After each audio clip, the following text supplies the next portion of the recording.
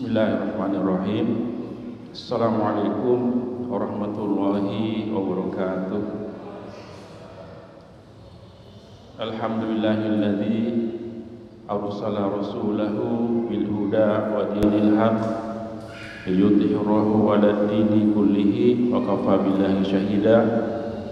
Asyhadu an la ilaha illallah wahdahu la syarikalah wa asyhadu anna Muhammadan abduhu wa rasuluh allazi la nabiyya ba'da. Syukur alhamdulillah, kita panjatkan hadirat Allah Subhanahu wa taala atas banyaknya nikmat yang diberikan kepada kita, terutama nikmat Islam, nikmat iman, juga nikmat sehat dan nikmat walafiat. Ini yang kadang-kadang kita lupa syukuri. Sehingga pada pagi hari ini kita bisa bersilaturahmi bersama dalam rangka sharing ilmu terkait manajemen masjid. Tadi saya sempat sampaikan ke Pak Ketua DKM, ini mau sharing masalah manajemen masjid atau masalah masjid ramah lingkungan. Kata beliau manajemen masjid ya,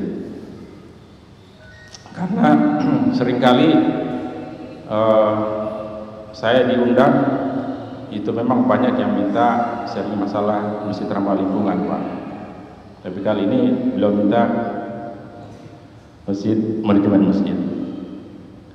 Baik bapak-bapak dan ibu-ibu, saudara-saudara sekalian yang dimuliakan Allah, saya perkenalkan, nama saya Muhammad Suhapli, tinggal di Perumahan Telaga Sakinah. Sebelum saya jadi ketua DKM, saya sempat ditempa menjadi ketua RT, lalu ketua RW 2 periode, lalu sekarang jadi ketua DKM. Ini yang periode yang kedua juga, Pak Haji Muhammad Saidi. Diamanatkan oleh pengurus yayasan untuk saya tetap jadi ketua DKM di sini. Alhamdulillah, di 2 tahun yang lalu juga pembina yayasan Telaga Sakinah Masjid Baitul Ma'mur juga mengamanatkan Pak untuk jadi ketua yayasan. Jadi ini repot ini, ketua DKM, ketua yayasan juga ya. Makanya sekarang mungkin satu di antara masjid yang ada di Kabupaten Bekasi ini yang punya manajer masjid, ini Masjid Baitul Ma'mur. Jadi Masjid Baitul Ma'mur itu punya manajer masjid namanya Haji Maryanto. Di 2016 pada saat kami ditunjuk menjadi ketua DKM, hal pertama yang kami perbaiki adalah sistem penerimaan uang, karena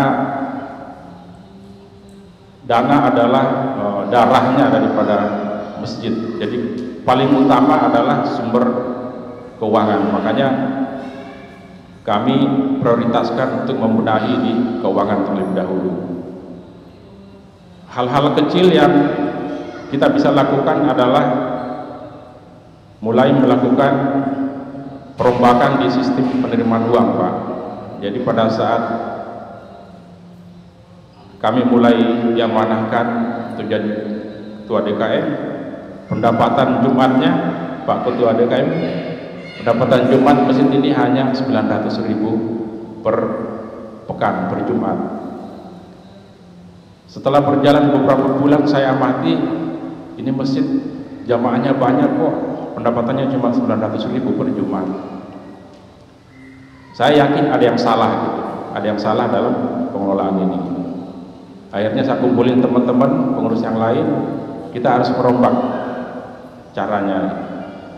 Apa yang kita lakukan kemudian adalah kita menunjuk satu orang yang bukan sebagai marbot, tapi sebagai salah satu pengurus yang kita tunjuk untuk fokus di bidang keuangan ini. Paling pertama yang kita berubah adalah cara menghitung uangnya. Pada saat kotak perjalanan sudah dikumpulkan, uang ini nggak boleh dihitung oleh hanya satu orang. Waktu itu hanya marbot.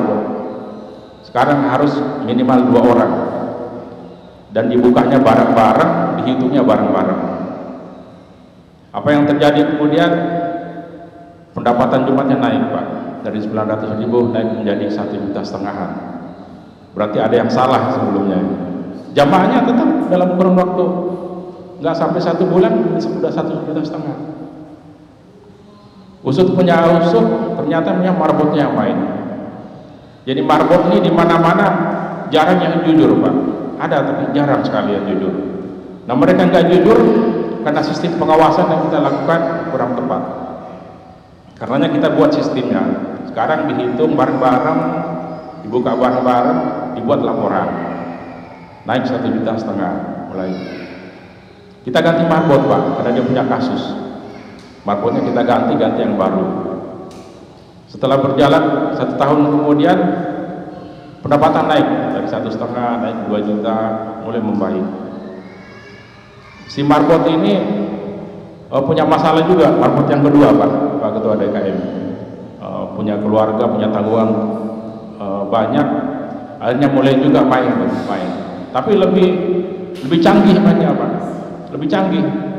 Kalau yang pertama, karena dia ngitung sendiri, dia asal buat aja rata, flat 900, kadang 1 juta, 900, 1 juta. Nggak dikontrol ini oleh DKM gitu. Begitu kita kontrol, membaik. Nah, yang kedua, si marbot yang baru ini lebih canggih mainnya. Jadi pada saat kita hitung bareng-bareng, tangannya main. Pada saat dituang, kotak amal dituang, tangannya main, menyisakan beberapa lembar uang di setiap kotak timbang. Karena kajian udah makin banyak, kegiatan makin banyak, ini mulai stuck lagi di 1,5 juta. Hanya pernah suatu ketika kita pancing kotak timbangnya, kita masukin uang 200-300 ribu. Pada saat penghitungan uangnya, uang ini nggak muncul, Pak. Uang ini nggak muncul, Pak. Padahal saya sendiri yang cemplung ini. Saya tanya si marbot, loh, lebaran ini kok nggak ada? Memang segitu adanya, Pak. Loh, saya sendiri yang nyemplungin loh di kotak ini. 3 lembar 100 ribu.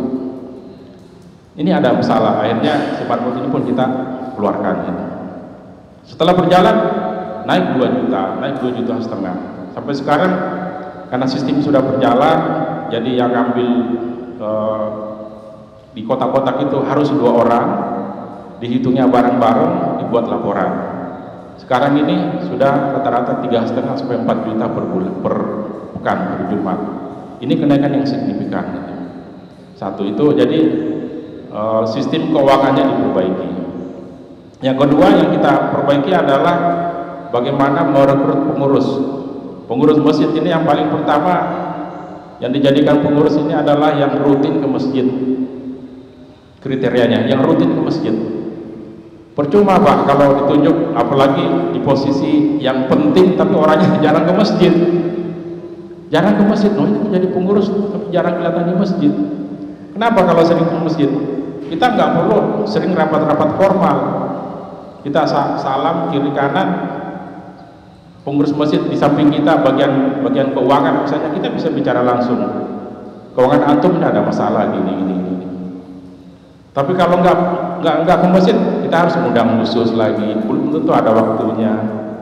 Kita ada masalah di kemarbotan misalnya, kita bisa bicara langsung dengan marbot. Nggak usah lama-lama, 5-10 menit selesai urusan. Jadi itu mempercepat menyelesaikan masalah. Jadi rekrut orang-orang yang memang aktif datang ke masjid, terutama sholat 5 waktu. Yang kedua, selain aktif tadi, juga yang punya skill di bidangnya masing-masing. Kita tinggal di komplek perumahan, warga kita ini punya keahlian masing-masing. Ada yang di bidang keuangan, di perusahaannya ya, ada yang bidang IT, ada yang di bidang lingkungan, ada yang di bidang hukum dan lain-lain. Nah, itu yang kami lakukan, Pak. Jadi kami mendata jamaah yang ada ini, antum di keahliannya apa sih di kantor gitu. Oh, saya di IT, Pak. Ya udah, kalau di IT gabung di IT. Nggak apa-apa. IT-nya 3-4 orang nggak apa-apa. Ini kan struktur yang bukan di pemerintahan, ini struktur sosial. Jadi makin banyak orang yang gabung sebenarnya makin bagus. Karena kalau IT-nya cuma 1-2 orang, nanti ada keperluan sama-sama repot, dia sibuk, kita nggak bisa lagi. Tapi kalau ada 3-4 orang, insya Allah ada yang hadir ya Pak. Jadi rekrut pengurus yang punya skill di bidangnya masing-masing. Dan ini akan memudahkan Pak. Di kami ini ada 28 AC, tapi kami nggak pernah dipusingkan dengan AC. Karena begitu ada masalah, kita langsung kasih tahu yang PIC-nya, yang bidangin AC. Pak, AC-nya ada masalah. Nggak sampai 24 jam udah selesai AC itu, teratasi, tertangani. Nggak perlu lama, karena memang orangnya di bidang masing-masing. Ada yang masalah listrik, lampu, udah ada orangnya masing-masing. Begitu juga dengan masalah marbot. Marbot di sini ada 7 orang Pak. Ada 7 orang marbot. Dia punya job masing-masing. Ada yang khusus nyapu halaman, itu ada kerjanya, nyapu halaman. Pagi kalau udah selesai dia bisa ngejob yang lain. Dia bisa kerjakan pekerjaan-pekerjaan lain buat tambahan. Ada yang fokus ngurusin hanya toilet dan tempat wudhu. Makanya kita punya standar. Kalau toiletnya licin, nggak bersih, kita tinggal negur yang PIC-nya aja langsung. Sini Pak Amuryono misalnya.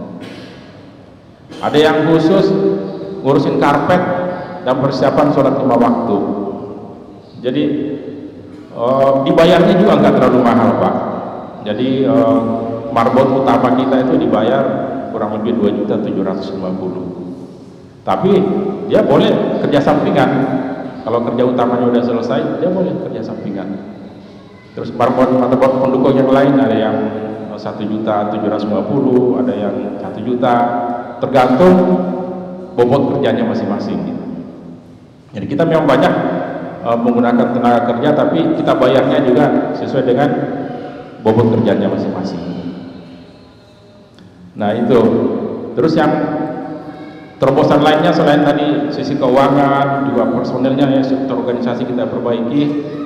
Yang ketiga, kita ciptakan kondisi masjid yang aman dan nyaman. Nah ini penting ya. Karena setelah kita dapat banyak masukan, orang datang ke masjid itu mencari 2 hal tadi Pak. Aman dan nyaman. Dia kalau jamaah datang ke masjid sudah aman dan sudah nyaman, insya Allah dia akan jadi jamaah yang tetap, jamaah yang loyal, dan bahkan ini sebagai promosi juga nyampein ke orang lain. Sholat di Baitul Ma'mur itu enak, karpetnya empuk, dingin, halaman luas, pemandangan enak, aman dan nyaman. Kendaraan saya aman, ada 16 CCTV yang mengawasi. Ada 16 CCTV ini dalam rangka membuat aman. Jangan sampai nanti jamaah kita sholat mikirin sendalnya apa, mikirin sepatunya, mikirin motornya. Waduh, motor gua aman apa enggak ini ya? Akhirnya mereka gak khusyuk. Karena itu kita kedepankan bagaimana supaya seaman tadi. Ada CCTV, kita juga ada mempekerjakan 1 satpam khusus. Kita ada 1 satpam khusus, dan doakan mudah-mudahan 1-2 bulan ke depan kita akan jadi 2 satpamnya. Karena di sini sebelah sisi kanan saya ini akan dibangun taman edukasi lingkungan yang cukup luas 2.000 meter, di mana di sana juga kita nanti ada beberapa investasi. Jadi ciptakan kondisi aman. Yang nyamannya seperti apa? Ya nyamannya ya karpetnya yang bukan hanya empuk tapi juga harus bersih Pak. Kadang-kadang masjid mampu beli karpet, mampu beli AC, tapi perawatannya nggak dilakukan. Apa yang terjadi? Karpetnya ini banyak pasirnya, udah berbau-bau, terus AC-nya udah nggak dingin, nggak diservis-servis, bisa beli tapi nggak bisa ngerawat. Nah ini masalah. Begitu juga dengan toiletnya, nggak bisa dirawat. Banyak kasus, terutama di perkampungan ya, banyak kasus kita datang ke mau buang air kecil, pintunya nggak bisa ditutup, diganjal pakai batu bata, lampunya yang 5 watt, gayungnya yang berlumut, baknya yang udah enggak, ini ada air apa enggak gitu, karena hitamnya. Nah ini disayangkan gitu. Padahal Islam itu adalah agama kebersihan yang menuntun kita untuk selalu bersih. Nah ini disayangkan. Ya faktor nyaman lainnya, ya kalau belum bisa AC dengan kipas. Pokoknya dibuat jamaah itu nyaman gitu Pak. Nah di sini kita juga sudah mulai melengkapi dengan suasana halamannya kita buat bersih. Ada banyak kegiatan-kegiatannya. Yang keempat tadi keuangan, yang kedua struktur organisasi, yang ketiga dibuat kondisi aman dan nyaman, yang keempat kita perbanyak kegiatan. Jadi teman-teman BKM ini banyak masalah di lapangan ini karena apa? Karena teman-teman BKM takut membuat kegiatan. Dia nunggu dananya kumpul dulu, nunggu kasnya banyak dulu. Padahal yang benar adalah kita membuat ide kegiatan, kita tawarkan, kasih tahu ke jamaah pada saat Jumat, pada saat ada taklim, ada kajian-kajian, kita sampaikan Pak Ikhwan Ahwat, kita sedang merancang program, misalnya ingin membuat ATM beras. Kita sudah survei ATM beras ini membutuhkan dana awal kurang lebih 50 juta misalnya, untuk beli mesin 33 juta, untuk cetak kartu, untuk beras awalnya, sehingga mungkin beberapa hari ke depan kita akan penggalangan dana berjamaah. Nah, tapi sebelum penggalangan dana ini saya kasih tahu trik sedikit buat teman-teman pengurus. Jadi biasanya pengurus DKM itu ada teman-teman intinya, dan orang-orang yang punya kelebihan rezeki ini tolong teman-teman DKM merangkul. Nah, pada saat kita mau launching suatu program, teman-teman yang agak kaya ini kita sampaikan dulu Pak, kita sampaikan. Biasanya mereka kalau dihimbau udah tertarik duluan, ya saya bantu, saya 50 juta itu saya bantu 5 juta, saya bantu 2 juta. Sehingga pada saat teman-teman mau ngelis, mau disebarkan ke warga, ke jamaah, itu udah ada listnya, udah terisi, udah 5-6 orang. Boleh juga mungkin 5-6 orang ini udah ada dari 50 juta, mungkin udah nyangkut 15 juta duluan. Karena memang orang-orang yang kita andalkan itu. Dan biasanya kalau si orang-orang kaya ini lagi nggak mood, nah kitanya nih yang babak belur nih, si DKM inti, ketua, sekretaris, wakil ketua, bendahara, ini yang harus dilobi dulu. Pak Saidi 200.000, saya 100.000, Pak Ketua 400.000, ini dulu tampil 67 list, baru edarin ke jamaah. Insya Allah kalau Bismillah di sini, Insya Allah selalu berhasil. Enggak. Kemarin contoh kecil, kita mau ngadain namanya gazebo buat kita mengedukasi lingkungan. Saya cari tahu harganya 26 juta untuk gazebo. Itu belum landasannya, belum biaya tukang, hitung-hitung semua kurang lebih 30 juta biaya. 30 juta. Lalu seperti biasa, saya kasih tahu teman-teman yang biasa yang kita andalin tuh, ini kita ada kegiatan ini, udah saya 2 juta, saya 1,5, saya 1 juta, saya 500. Wah ini kayak agak seret nih, nggak biasanya nih, biasa setengah hari itu udah ke cover 30 juta. Ini agak-agak seret. Akhirnya teman-teman pengurus inti Pak Sadi, ini agak seret nih, udah pengurus inti masuk ke pengurus inti 200, 300, 500. Wah udah agak banyak, udah 10 list misalnya. Yang lain kan gak enak udah 10 list, ngikut akhirnya selesai Pak, setengah hari selesai 30 juta, alhamdulillah. Nah seperti itu ya penggalangannya. Dan kita selalu sampaikan ke jamaah, ke warga bahwa kita laporan keuangannya ini jarang sekali plus, kebanyakan minus. Kalau nol jarang Pak, kebanyakan minus, kurang. Bahkan kurangnya kadang-kadang banyak tuh, 15 juta, 10 juta. Tapi yang sering sih terjadi kekurangannya itu di antara 0 sampai 3-4 juta. Dan itu akan ke cover karena kita udah ada ancang-ancang. Kalau Jumat kan udah dapat 4 juta. Jadi kalau kurang pun 1 Jumat udah ketutup. Nah, itu berikutnya kita berdayakan semua tadi ya, semua bidang. Jadi kita di sini ada bidang-bidang, ada bidang ATM beras, ada bidang BM Peduli, ada bidang UPZ, ada bidang badan usaha milik masjid. Nah, ini semua kita berdayakan, Pak. Jadi mereka punya tim-tim tersendiri. Begitu kita bicara beras, ada timnya. Bicara BM ada timnya.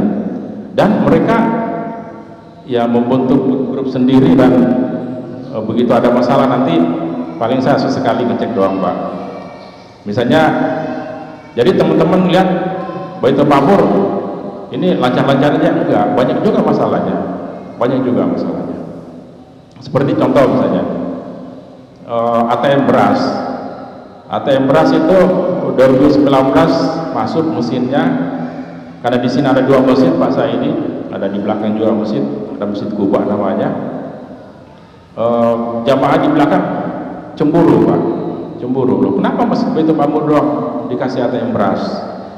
Ya udah, kita beli 2 mesin itu, 1 mesin 33 juta, jadi kita harus kumpulin duit 66 juta. Alhamdulillah tercapai. Udah dikirim mesin, datang kemarin sini 1, Masjid Kubah 1. Urusan berikutnya kita harus kumpulin beras. Mulai itu kita mulai dari 10 kartu itu kan dulu cuma 2 liter per Jumat mereka ngambil tuh. Sekarang karena kumpulan beras sudah mulai banyak, kita ada yang naik 3 liter, ada yang naik 4 liter. Jadi memang awalnya sedikit juga, nggak langsung kayak sekarang udah 342 kartu, Pak. Kadang juga kita minus juga suplai berasnya. Jadi kita bisa ngutang-ngutang ke suplai beras. Kita ketolongnya kenapa? Karena beras kita ngambil dari badan usaha milik masjid. Jadi badan usaha milik masjid sendiri ya hidup, Pak. Bayangin kalau kebutuhan beras kita 3,5 ton per bulan, si badan usaha milik masjid ngambil Rp1.000 per kilogram, dihitung aja Rp1.000 kali 3,5 ton, Pak. Itu kan, jadi dalam masjid sendiri ada ngambil keuntungan. Badan usaha milik masjid yang namanya BM Corner kita hidupkan, Pak, sehingga pada saat kita ada kesulitan ini saling menopang. Si BM Corner ini karena untungnya mulai banyak, dia malah nawarin, Pak, saya mau ternak lele nanti di situ. Nanti kami yang bayar semua itu, dari penggaliannya, tukangnya, biayanya kami dari BM Corner. Ya, mau silakan aja. Nah, itu keuntungannya kalau kita banyak bidang-bidang. Nah, di sini juga ada namanya Baitul Ma'mur Peduli. Baitul Ma'mur Peduli ini sangat solid, anggotanya banyak, dan di Baitul Ma'mur Peduli inilah yang menghubungkan kita dengan beberapa masjid. Jadi kita nggak jalan sendiri, Pak. Di sini kita ada kurang lebih 30 masjid dan musola yang masuk dalam lingkaran kita. Begitu kita ada program, ada kegiatan, kita ngelipatin, dikirim tempat sampai banyak, kita bagi-bagi ke masjid-masjid yang masuk dalam link grup kita. Nah, di BM Peduli itu ada namanya tim verifikator, karena kita di sini ada UPZ itu ya kan, UPZ cuma numpang lewat doang, Pak, masuk kita keluarin lagi kan untuk 86. Nah, cuma kita harus hati-hati, jadi ada tim verifikator lapangan. Sebelum kita mendistribusikan uang zakat ini, diverifikasi dulu, Pak, di lapangan oleh tim-tim verifikator, sehingga data yang masuk bisa dipertanggungjawabkan. Nah, yang berikutnya teman-teman ini harus membuat data ini harus, Pak, keharusan. Karena dengan data, siapa yang memiliki data ini adalah data itu sama dengan uang, data itu sama dengan peluang. Nah, banyak kasus kita terhambat karena kita nggak bisa menyajikan data. Nah, misalnya ada satu CSR yang mau masuk, mau bantu gitu. Ditanya, data mustahiknya ada nggak Pak Hafli di sini? Berapa orang mustahik? Kalau kita sudah punya data Pak, ini sekian ratus, sekian ini alamat saya di sini, sehingga pada saat PLN mau masuk Pak Saidi, PLN ini masuk nggak tanggung-tanggung Pak, masuk kemari yayasan Baitul Mal PLN, masuk kerjasama kita langsung membantu kita dengan 1,5 ton per bulan beras dalam kurun waktu 1 tahun. Kita langsung terikat kontrak 1 tahun. Kenapa kok begitu cepat? Kita cuma di online doang Pak, online doang. Bagaimana Baitul Makmur, gini, datanya ada verifikasi ada. Ya udah, tahun pertama kita bantu 1,5 ton dulu per bulan. Berlanjut tahun kedua naik jadi 2 ton. Dan nggak selesai di situ. Kenapa? Karena kita bisa menyajikan data, bisa menyajikan laporan-laporan pertanggungjawaban. Jadi teman-teman pengurus DKM jangan anti dengan administrasi ya, ini harus dibiasa. Laporan-laporan terutama laporan keuangan, laporan kegiatan ini harus Pak, karena dari situlah kadang-kadang celah peluang dari perusahaan itu bisa masuk dari situ. Nah PLN itu membantu kita bukan hanya suplai beras Pak, tapi juga mulai ditingkatkan, ada namanya pembinaan UMKM. Kemarin mereka kasih support kurang lebih hampir 100 juta hanya untuk membantu ada 19 penerima ATM beras yang mau ditingkatin statusnya supaya enggak melulu jadi mustahik terus gitu ya, kalau bisa jadi mujaki. Makanya kita pilih dari verifikator lapangan itu terdata ada 19 pedagang Pak, ada 19 pedagang yang kita bantu, tapi uangnya dari PLN bukan dari masjid, mulai dari 2 juta, 3 juta sampai 6 juta per UMKM kita bantu tuh, kasih modal kerja. Dan sekarang dia udah laporan, alhamdulillah Pak, dengan bantuan modal kerja ini sekarang saya udah, keuntungan saya bisa bertambah, saya udah bisa buka cabang lagi 1 gitu. Nah itu karena dari data Pak, dari data yang kita sampaikan itu. Demikian juga dengan program-program yang lain Pak, di sini dikenal sebagai masjid yang ramah lingkungan. Kenapa ramah lingkungan? Karena hal kecil-kecil juga yang bisa dilakukan oleh teman-teman yang lainnya. Jadi masjid ramah lingkungan itu simpel sebenarnya. Olah aja air wudunya, bersihkan halaman, olah sampahnya, udah dapat gelar masjid yang eko masjid. Dan simpel, mengolah wudu itu nggak pakai biaya, karena cuma pakai sendal jepit bekas sama sedotan bekas, dimasukin di kerannya, jadi itu hemat bisa 50% sampai 70%. Jadi jangan terlalu kecil juga airnya, nanti karena nggak nyaman itu orang wudu Pak kalau terlalu kecil. Dulu ini kita perkecil hanya 30% air yang keluar. Awalnya sih jamaah nerima Pak, lama-lama mulai ngeluh juga, ini nggak nyaman wudunya, terlalu kecil lama gini. Hanya kita longgarin juga sedikit. Nah itu jadi eko masjid dimulai dari penghematan air wudu. Yang kedua, kalau memungkinkan air wudu ini bisa diolah, difilter, jangan dibuang ke got, difilter lagi, ada caranya, dan itu bisa digunakan buat siram-siram tanaman, buat ternak lele, buat bikin kompos dan lain-lain. Itu ramah lingkungan, masjid ramah lingkungan.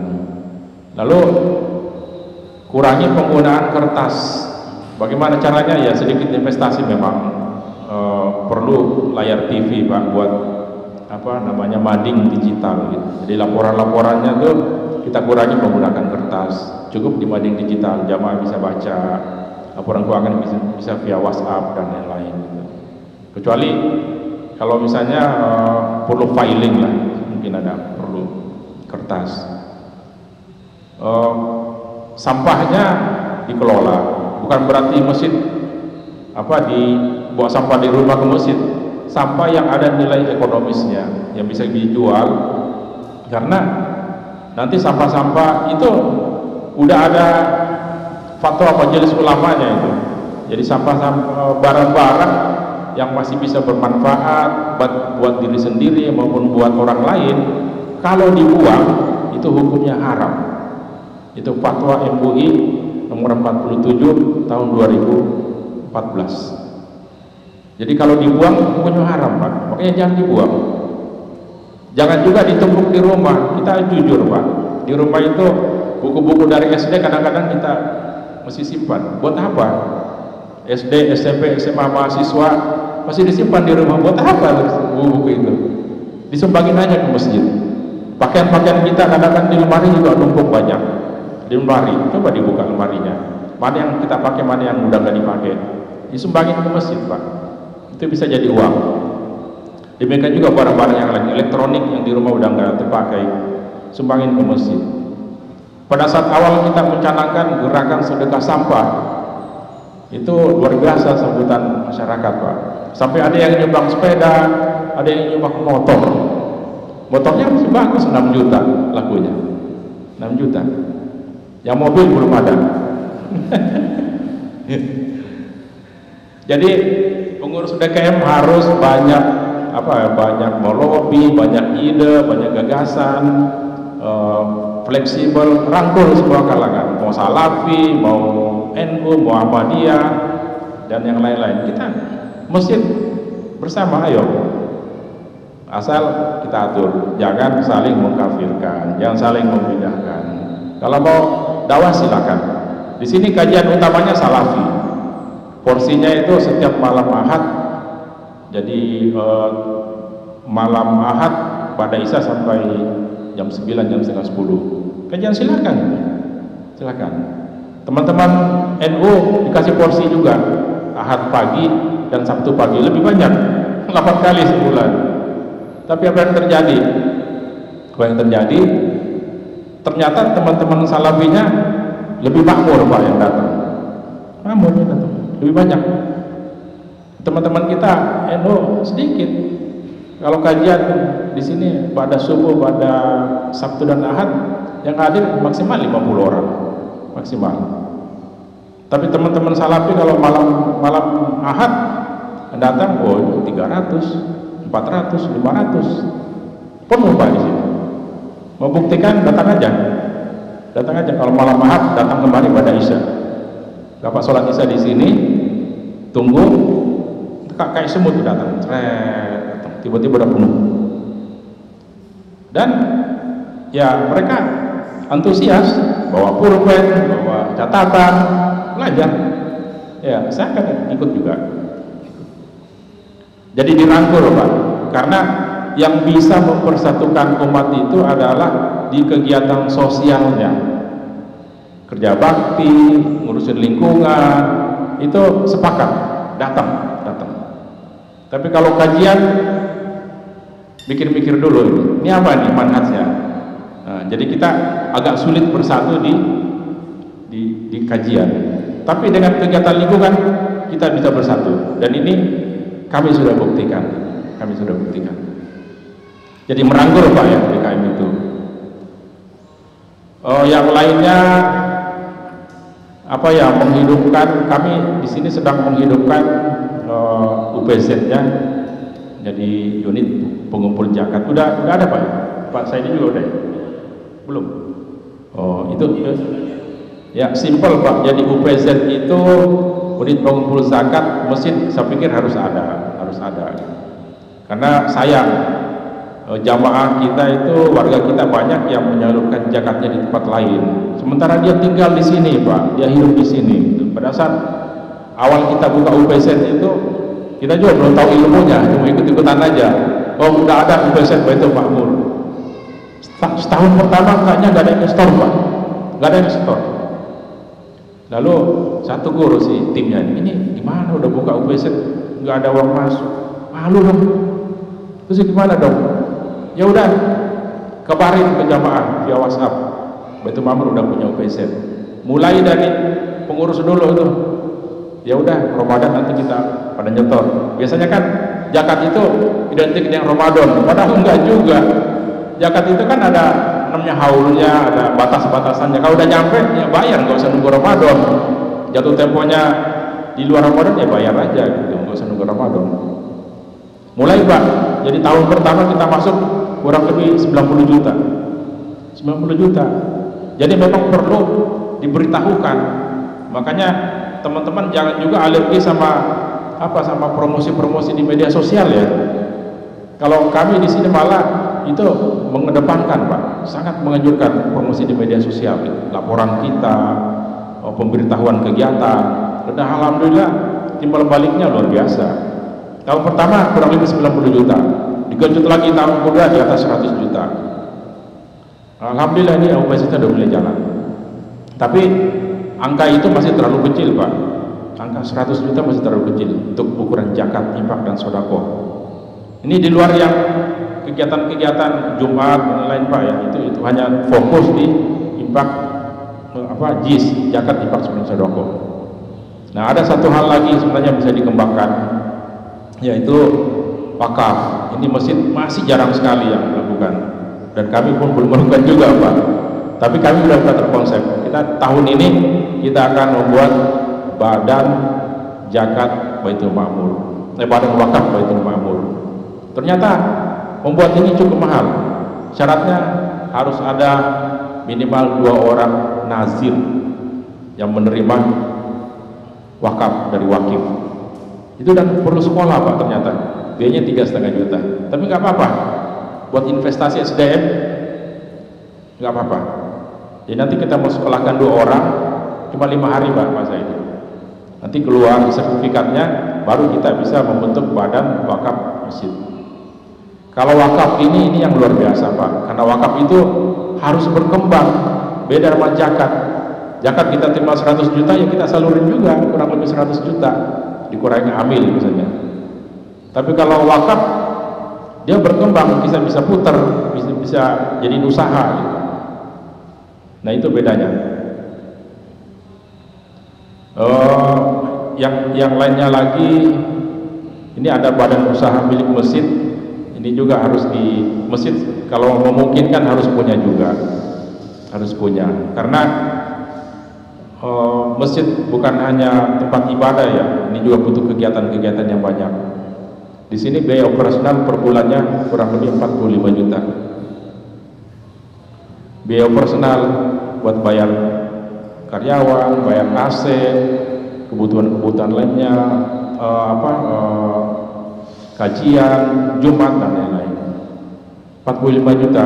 Kalau ngendalin dari kotak sedekah, kotak celengan dong, 4 juta kali 4 kali cuma 16 juta.